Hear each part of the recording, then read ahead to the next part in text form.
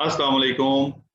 Okay बच्चों, तो फिर we are going to start the story continuing from which point. Hafza, कहाँ से शुरू कर रहे हैं हम लोग? Right after Isra and Miraj. Isra al Miraj. Okay, तो हम लोग पहुंचे थे कि नबी करीम सल्लल्लाहु अलैहि वसल्लम अपना इसरा वल मिराज का पूरा सफर करके वापस आ गए थे। और कौन सा बच्चा मुझे बताएगा कि इसरा वल मिराज क्या था, क्या सफर था? कोई छोटा बच्चा। सफर इसरा क्या था? सफर मिराज भी बोलते हैं उसको। मूसा, हरीम, अतीब, आप लोगों में से मिराज क्या थी? ओके, बड़े बच्चों में से हरम और हफ्जा को छोड़ के मरियम। यस मरियम। जब प्रॉफेट मोहम्मद सल्लल्लाहु अलैहि वसल्लम 7 स्काइज पे गए थे। एग्जैक्टली। तो अल्लाह ताला हजरत मोहम्मद सल्लल्लाहु अलैहि वसल्लम को सारे सात, आपको पता है आसमान सात हैं, 7 स्काइज, और अल्लाह ताला वन बाय वन सब जगहों पे अल्लाह ताला ने उनको विजिट करवाया था। और वहां पे नबी करीम सल्लल्लाहु अलैहि वसल्लम को जो सबसे बड़ा गिफ्ट दिया अल्लाह ताला ने वो थी नमाजें। फाइन। उसके बाद हजरत मोहम्मद सल्लल्लाहु अलैहि वसल्लम वापस आ गए मक्का में। और एज वी हैव स्पोकन के उनकी जो रूम था और हर चीज अपनी जगह पे थी। ऐसे था कि जैसे कि हर चीज स्टिल हो गई थी उस टाइम में, कुछ भी नहीं चेंज हुआ। और उसी टाइम में हजरत मोहम्मद सल्लल्लाहु अलैहि वसल्लम वापस आ गए। अब नबियों का मामला ये होता है कि जब उनके साथ कोई इतनी बड़ी चीज होती है तो उनको अपनी उम्मत को, अपनी कौम को बताना होता है। तो हजरत मोहम्मद सल्लल्लाहु अलैहि वसल्लम जब अगले दिन उठे तो उन्होंने लोगों में जाके ये ऐलान कर दिया कि मैं रात में बैतुल मुकद्दस गया और वहां से मैं सातों आसमान पे गया और मैं वापस आया। अच्छा जी, अब ये बात इतनी सरप्राइजिंग और इतना मतलब मुश्किल थी समझना कि लोगों को, आपको पता है कि उस वक्त तो कैमल्स पे ट्रेवलिंग करते थे, तो खाली बैतुल मुकद्दस यानी फलस्तीन में जाने के लिए किसी को अंदाजा है कि उस वक्त कितना टाइम लगता होगा मक्का से? Any guesses, any? जो कोई गैस देना चाहता है कि कितना टाइम लगता होगा हरम? 1 month। 1 मंथ। ओके। और मूसा का क्या ख्याल है, कितना टाइम? अनम्यूट तो करो भाई। 1 दिन। 1 दिन। ओके। और हाँ जी हसन। 2 दिन। 2 दिन, ठीक है। So far so much difference is there. 3 दिन। 3 दिन। Mariam? 1 week. 1 week. Okay, fair enough. Actually उस टाइम पे 1 महीना लगता था। 1 month it takes 1 month to going from Mecca and reaching Baitul Muqaddas. वापस आने की बात नहीं हो रही, सिर्फ पहुंचने की बात हो रही है। और ऐसे टाइम में कोई बंदा आपको आके बोले कि मैं रात में गया था और रात में मैं वापस आ गया, एंड कीपिंग इन माइंड कि उस वक्त प्लेन्स नहीं थे और इन चीजों के बारे में लोगों को कोई आइडिया नहीं था कि इस तरह के भी मोड ऑफ ट्रेवल हो सकते हैं। अब इस चीज का हजरत मोहम्मद सल्लल्लाहु अलैहि वसल्लम की ये बात सुनी जो मुस्लिम्स थे, उन्होंने तो यकीन कर लिया क्योंकि उनके लिए तो ये आसान बात थी। लेकिन जो नॉन मुस्लिम्स थे उन्होंने मजाक उड़ाना शुरू कर दिया प्रॉफिट मोहम्मद सल्लल्लाहु अलैहि वसल्लम का, बहुत ज्यादा। सो मच सो कि अबू जहल जो है वो गया हजरत अबू बकर सदीक रज़ियल्लाहु अन्हु के पास, क्योंकि वो अभी नहीं मिले थे सुबह उठ के प्रॉफिट मोहम्मद सल्लल्लाहु अलैहि वसल्लम से। तो उन्होंने कहा कि तुमने नई बात सुनी है? उन्होंने कहा कि नहीं, क्या बात? उन्होंने कहा अब तुम्हारा जो साथी है यानी मोहम्मद सल्लल्लाहु अलैहि वसल्लम, वो क्या कहते हैं कि मैं रातों रात गया बैतुल मुकद्दस में और उसके बाद मैं सातों आसमान पे गया और मैं वापस आ गया। देखो ये बात कर रहे हैं वो। अब उसका क्या ख्याल था कि हजरत अबू बकर कहेंगे नहीं नहीं ये कैसे हो सकता है, ये तो इतना मुश्किल बात है। लेकिन शायद ये कहें कि अच्छा मैं जाता हूं, मैं पूछता हूं, मैं पूछता हूं तो सही उनसे वो क्या कह रहे हैं किस तरह से। नहीं, उन्होंने कहा कि ये बात जो तुम मुझे बता रहे हो ये प्रॉफिट मोहम्मद सल्लल्लाहु अलैहि वसल्लम ने तुम्हें कही है? उसने कहा हाँ। कहा कि मैं फिर इस चीज को टेस्टिफाई करता हूं कि वाकई अगर उन्होंने ये कहा है तो वो गए होंगे। उन्होंने कहा मुझे क्यों हैरत होगी कि वो सातों आसमान से बैतुल मुकद्दस से एक रात में होके आगे, जबकि रोज उनके पास सातों आसमान से फरिश्ता नीचे आता है अल्लाह ताला का कुरान लेके। तो इसमें तो कोई नहीं। इस वजह से उनको सिद्दीक कहा जाता है, तस्दीक करने वाला, टेस्टिफाई करने वाला। इसीलिए हजरत अबू बकर का नाम जो है वो सिद्दीक नहीं है, उनका तो नाम है अबू इब्ने कहाफा।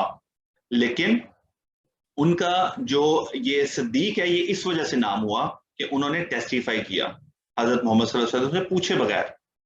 अच्छा, उसके बाद क्या हुआ कि लोग सारे इकट्ठे होने शुरू हो गए, बात ज्यादा जो है वो चली गई, पूरे मक्के के लोगों को पता चल गया कि मोहम्मद सल्लल्लाहु अलैहि वसल्लम ने ये क्लेम किया है, सब इकट्ठे हो गए। अब क्या करने लगे कि वो पहले तो प्रॉफेट मोहम्मद सल्लल्लाहु अलैहि वसल्लम का मजाक उड़ा रहे थे, फिर उन्होंने पूछना शुरू किया, अच्छा आप गए थे तो हमें बताएं कि वहां पे खिड़कियां कितनी थी। अब किसी को पता है कि उसके घर में खिड़कियां इस वक्त कितनी है? कभी गिनी है बैठ के कि हमारे घर में विंडोज कितनी है?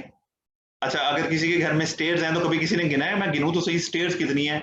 मतलब अनलाइक वो बहुत ही फारग हो और टाइम पास ना हो तो वो बैठ के सीढ़ियां भी गिन रहा हो, अच्छा मैं जरा गिनता हूँ आज सीढ़ियां कितनी है। उसके अलावा कोई भी नहीं काउंट करता, राइट? अब वो एक रात के लिए वहां पे गए, उन्होंने वहां पे मस्जिद में नमाज पढ़ाई और उसके बाद वो सातवां आसमान पे चले गए। अब उनसे वो इस किस्म के क्वेश्चन कर रहे थे कि जो नॉर्मली भी कोई आंसर नहीं कर सकता था।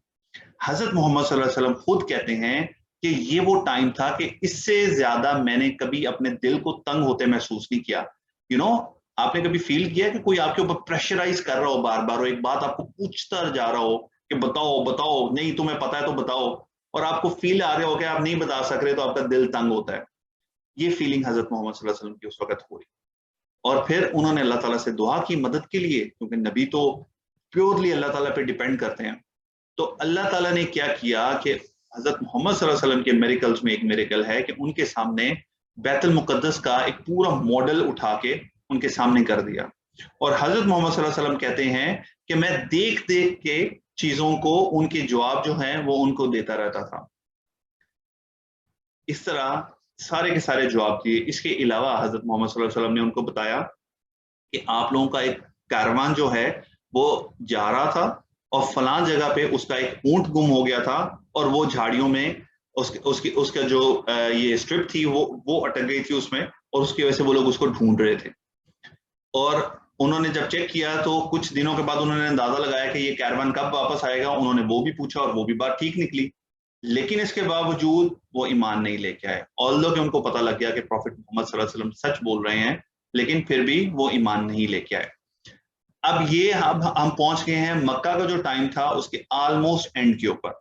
अब प्रॉफिट मोहम्मद सल्लल्लाहु अलैहि वसल्लम क्या कर रहे थे कि वो कोशिश कर रहे थे कि उनको कोई ऐसी जगह मिल जाए जहां पे वो जाके मक्का के अलावा रह सकें।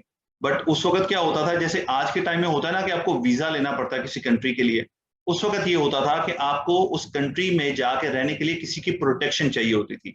वहां का रहने वाला आपको ये बोले कि मैं इस आदमी को प्रोटेक्शन देता हूँ, ये मेरी प्रोटेक्शन में है, इसलिए कोई इसको कुछ नहीं कहेगा, तो तब कोई कुछ नहीं कहता था। डिफरेंट वहां पे लोग आते थे मक्का में, क्योंकि वहां पे ट्रेड होती थी, बहुत सारे लोग अपना सामान बेचने के लिए लेके आते थे।